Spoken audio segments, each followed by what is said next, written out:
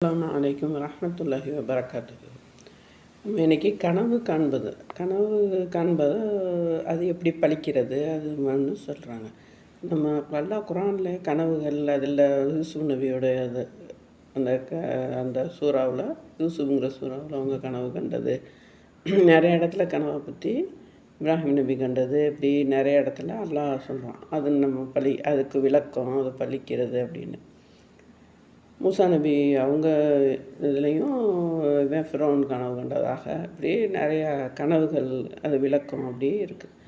நபி ஸல்லல்லாஹு அலைஹி வஸல்லம் சொன்னாங்க, கனவுங்கிறது ஒரு 46 நபித்துவத்தில் 46 ஒரு பங்கு. கியாமத்து நாளில் கனவு கியாமத்து நாள் நெருங்கினது கனவு பொய்யாகாது அப்படின்னு சொல்லியிருக்காங்க. நம்ம கனவு கண்டு ஒரு நல்ல கனவு கண்டோம்னா உடனே நம்ம அதை நம்மளுக்கு பிடித்தமான ஒரு நம்பிக்கையானவங்ககிட்ட அதை பற்றி நம்ம இல்லை நல்ல ஒரு மார்க் அறிஞர்கள் நமக்கு ரொம்ப பிடிச்சமானவங்ககிட்ட நமக்கு நல்ல விஷயங்கிட்ட அதை பற்றி சொல்லணும். அவங்க இந்த கனவு நல்ல ஹைராக இருக்கும்னு அப்படியே ஒரு நல்ல வாக்கு சொல்லணும், அது பழிச்சிடணும்.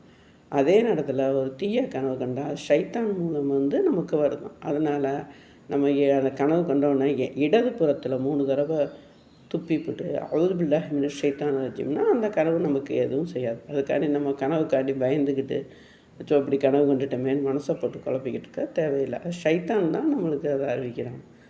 நல்ல கனவு நமக்கு மலக்குங்கள் அப்படின்னு மலக்குகள் தான் நமக்கு அறிவிக்கிறாங்களாம். அதனால் நம்ம கனவை கண்டு ரொம்ப மனசை இது பண்ணிக்கிறதில்ல. நபித்துவத்தில் சுப செய்தி கூறுபவற்றில் இதை தவிர கனவை தவிர வேறு எதுவும் இல்லைன்னு சொன்னாங்க. அப்போ சஹாபாக்கள் கேட்டதுக்கு அது அப்படின்னா என்னன்னு கேட்டதுக்கு கனவு காண்கிறத தவிர வேறு எதுவும் இல்லை, ஏன்னா அதுக்கு பிறகு நபித்துவமோ வஹியோ கிடையாது அப்படிங்கிறத சொல்லியிருக்காங்க.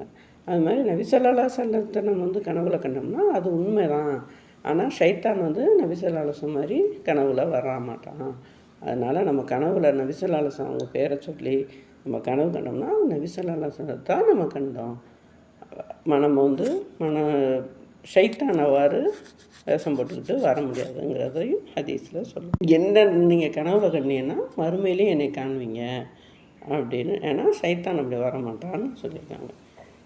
உலகத்தில் கனவுல கண்டவங்க மறுமையிலையும் என்னை காண்பீங்க, அப்போ அவங்களுக்கு அது சொர்க்கங்கிற மாதிரி தானே அர்த்தம் அப்படின்னு நபி ஸல்லல்லாஹு அலைஹி வஸல்லம் சொல்லியிருக்காங்க. காண்கிறதில் உண்மையாளராக இருப்பவர் நேர்மையிலும் வாழ்க்கையிலையும் உண்மையாளராக இருப்பார். ஏன்னா கனவை பொய்யான கனவை சொல்லக்கூடாது அப்படிங்கிறது.